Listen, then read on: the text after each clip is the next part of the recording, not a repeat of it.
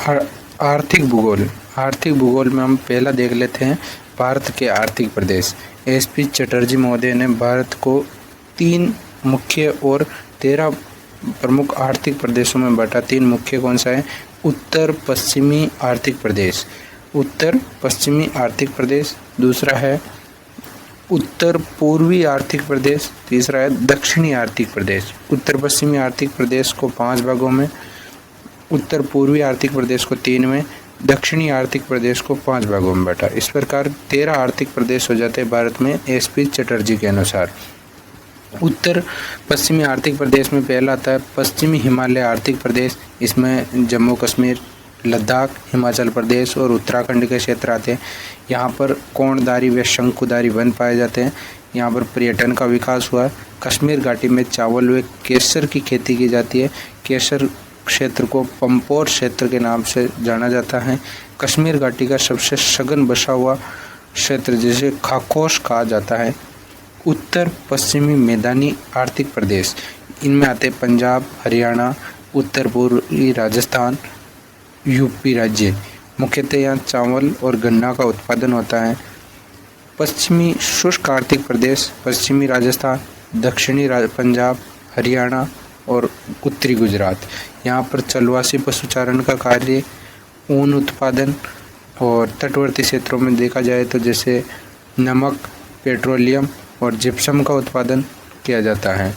इसके बाद आता है पश्चिमी मध्यवर्ती उच्च भूमि आर्थिक प्रदेश। इसमें आएगा मालवा का पठार, बुंदेलखंड, बघेलखंड, ये पठार आएंगे। यहाँ पर सोयाबीन की कृषि, साल व सागवान के वृक्ष पाए जाते हैं और कागज उद्योग का विकास हुआ जैसे नेपानगर में।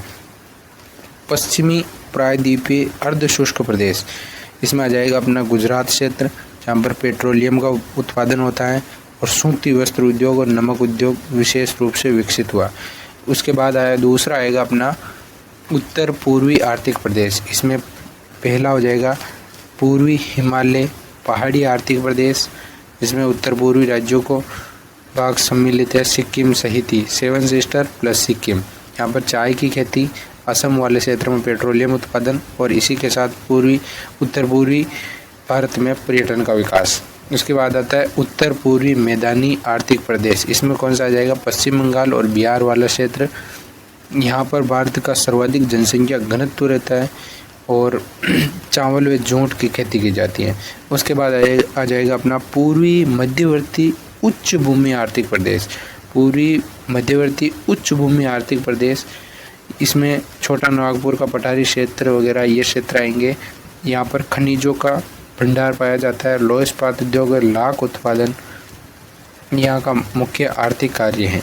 उसके बाद आ जाएगा अपना दक्षिणी आर्थिक प्रदेश।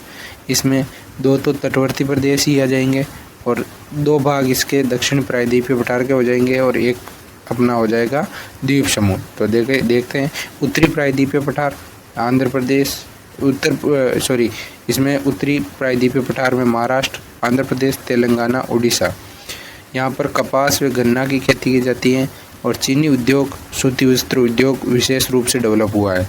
प्रायद्वीपीय पठार का दक्षिणी भाग, उत्तरी भाग में महाराष्ट्र, आंध्र प्रदेश, तेलंगाना, उड़ीसा आ गया। दक्षिणी भाग में जैसे नीलगिरी श्रेणी में चाय की खेती, कार्डमम में इलायची, बाबा बुदन में कहवा, कॉफ़ी का विशेष उत्पादन, सूत व धागे का उत्पादन कोयम्बटूर कर्नाटक में, और इसमें आ जाएगा कर्नाटक और तमिलनाडु। अब आ जाएगा अपना पूर्वी तटवर्ती मैदानी प्रदेश, जहाँ पर चावल की कृषि होती है, और पश्चिमी तटवर्ती मैदानी प्रदेश में चावल व नारियल की खेती। और इसके बाद आ जाएगा अंडमान निकोबार व लक्षद्वीप समूह, यहाँ पर विशेष रूप से पर्यटन का विकास हुआ है। इसके बाद हम देखते हैं उद्योग अवस्थिति सिद्धांत। इसमें वेबर का न्यूनतम लागत सिद्धांत। अल्फ्रेड वेबर जर्मनी के रहने वाले थे। इन्होंने पुस्तक लिखी 1990। उबेर डेन स्टैंडर्ड डेयर इंडस्ट्री, ये जर्मन भाषा में लिखी गई थी। 1929 में अंग्रेजी में अनुवादित फ्रेडरिक द्वारा theory of location of industries. उद्योग अवस्थिति सिद्धांत पर 3 कारकों का प्रभाव रहता है। पहला अपेक्षित न्यूनतम परिवहन लागत सिद्धांत, दूसरा है श्रम मूल्य प्रभावित न्यूनतम लागत सिद्धांत, और तीसरा है समूहन या एकत्रीकरण प्रभावित न्यूनतम लागत सिद्धांत। तो हम देखते हैं पहला आपेक्षिक न्यूनतम परिवहन लागत सिद्धांत। ये सबसे शक्तिशाली कारक है परिवहन लागत। परिवहन लागत जो है ये सबसे शक्तिशाली कारक है। इसको हम दो भागों में बांटकर पढ़ सकते हैं। एक तो जैसे एक ही बाजार हो और एक ही कच्चा माल हो तो क्या स्थिति होती है। तो प्रथम स्थिति ऐसी होती है कि कच्चा माल सब जगह व्याप्त हो, मतलब सर्वव्यापी हो, तो उद्योग बाजार के समीप स्थापित होंगे। द्वितीय स्थिति क्या हो सकती है कि कच्चा माल शुद्ध हो तो भी उद्योग बाजार में और या कच्चे माल के निकट कहीं भी लगा सकते हैं। तीसरी स्थिति ये बनती है कि कच्चा माल मिश्रित हो, उसमें से मतलब माल वेस्टेज भी निकलता हो। तो मिश्रित अगर कच्चा माल है तो आपको उद्योग कच्चे माल के निकट ही लगाना, जैसे बार हासमान वाले उद्योग जैसे लोह इस्पात, चीनी उद्योग आदि। तो एक बाजार एक कच्चा माल की इसमें तीन स्थिति बनती है। कच्चा माल सर्वव्यापी है तो उद्योग बाजार में स्थापित होगा। कच्चा माल शुद्ध है तो उद्योग बाजार में या कच्चे माल के समीप कहीं भी स्थापित हो जाएगा। तीसरी स्थिति मिश्रित कच्चा माल है तो उद्योग को आपको कच्चे माल के निकट ही स्थापित करना है। दूसरी स्थिति इसमें यह बनती है दो कच्चे माल हो, दो या दो से अधिक कच्चे माल हो और बाजार एक ही उपलब्ध हो। तो अगर जैसे दोनों कच्चे माल सर्वव्यापी हैं तो आपको बाजार में लाना, चाहे वो बाहर आसमान वाले हो चाहे कैसे भी हो, लेकिन आपको बाजार में उद्योग स्थापित करना है। अगर दोनों ही माल शुद्ध हैं, मतलब शुद्ध कच्चा माल है, उतना ही वजन रहता है, तो भी बाजार में स्थापित करना। एक शुद्ध और एक अशुद्ध है तो अशुद्ध के निकट आपको उद्योग स्थापित करना है। एक शुद्ध और एक सर्वत्र है, मतलब सब जगह व्याप्त है, आसानी से उपलब्ध है, तो बाजार में स्थापित करना है। अगर दोनों ही अशुद्ध है तो आपको समबाहु त्रिभुज वाली विधि, स्थानीयकरण त्रिभुज वाली विधि यानी अवस्थिति त्रिकोण का सहारा लेना है। अब हम सेकंड देखते हैं। सेकंड कारक कौन सा है? श्रम मूल्य। श्रम मूल्य प्रभावित न्यूनतम लागत सिद्धांत अथवा श्रम की लागत का महत्व। सस्ता श्रम होने पर परिवहन लागत अधिक हो तो भी श्रम पर ही उद्योग स्थापित करेंगे, मतलब परिवहन लागत बढ़ जाए कोई दिक्कत नहीं, लेकिन हमको श्रमिक जहाँ उपलब्ध होंगे वहाँ पर हम उद्योग स्थापित करेंगे अगर श्रमिक सस्ता है तो। इसका निर्धारण आइसोडोपेन द्वारा प्रति टन लागत समान परिवहन लागत या लागत लाइन के माध्यम से सम लागत रेखा के माध्यम से निर्धारण किया जाता है। आइसोटिम ये समान परिवहन लागत रेखा है। तीसरा कारक आता है अपना समूहन या एकत्रीकरण प्रभावित न्यूनतम लागत सिद्धांत। ये क्या है? तो ये समूहन या एकत्रीकरण क्या है? जैसे सारे उद्योग समूह में स्थापित हो जाए तो उससे क्या है, बहुत सारी सुविधा मिलती है। जैसे आगे हम देखते हैं कारखाने के विस्तार के कारण जिससे बड़े पैमाने पर उत्पादन लाभ प्राप्त हो सके।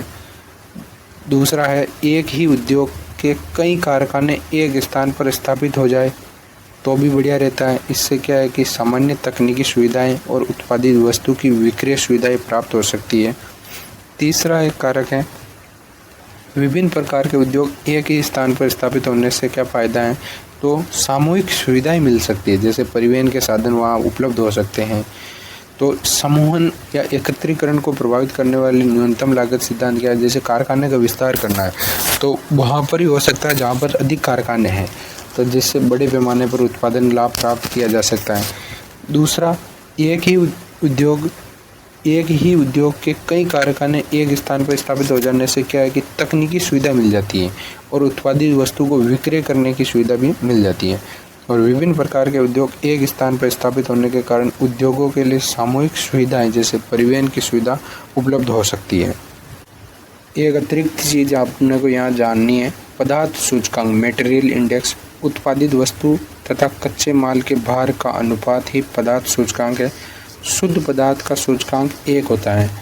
ये कैसे निकालते हैं? तो कच्चे माल का भार बटा उत्पादित वस्तु का भार। पदार्थ सूचकांक अगर 1 से अधिक हैं तो कच्चे माल के समीप उद्योग स्थापित होंगे और 1 से कम है तो दोनों के मध्य स्थापित होंगे, और 1 से कम है तो बाजार में और 1 होने पर दोनों के मध्य में।